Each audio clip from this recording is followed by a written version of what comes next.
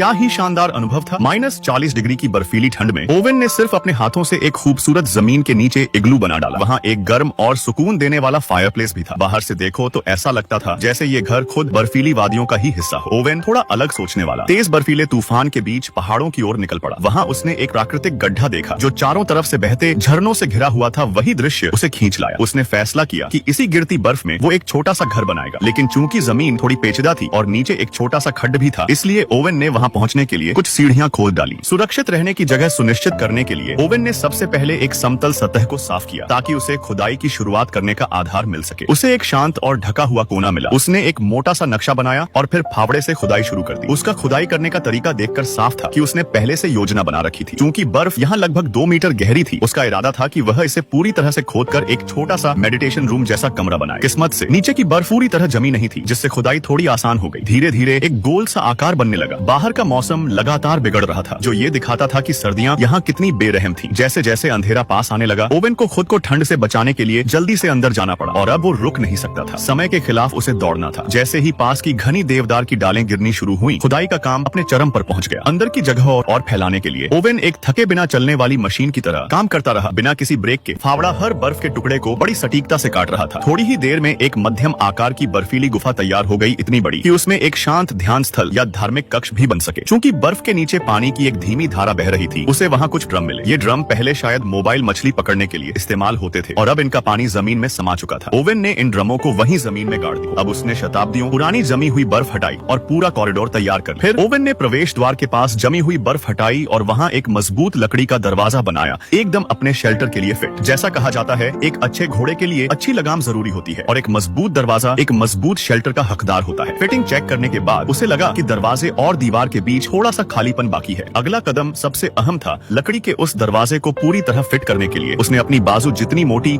एक लकड़ी की डंडी शेल्टर की छत में फंसा दी। अब सही एंगल से वह भारी भरकम दरवाजे को मजबूती से सेट कर पाया। वो चुप था लेकिन आराम नहीं कर रहा था। इसके बजाय वह अपने फावड़े से भीतर की ओर जगह को और फैलाता रहा। कहते हैं, एक ऐसी आरामदायक खाट जो 180 पाउंड तक का वजन सह सके, वो अगर रात भर की नींद दे दे तो जोड़ों के हर दर्द को भी ठीक कर सकती है। अब उसका आश्रय लगभग पूरा हो गया था। नदी की ओर मछली पकड़ने निकलने ही वाला था कि अचानक उसे जमीन पर कुछ चमकता दिखा। एक सोने की अंगूठी। ओवेन के चेहरे पर एक हल्की सी मुस्कान आ गई। क्या तुम भी ओवेन जैसा जुगाड़ू और ताकतवर बनना चाहते हो? तो अगला पार्ट मिस मत करना।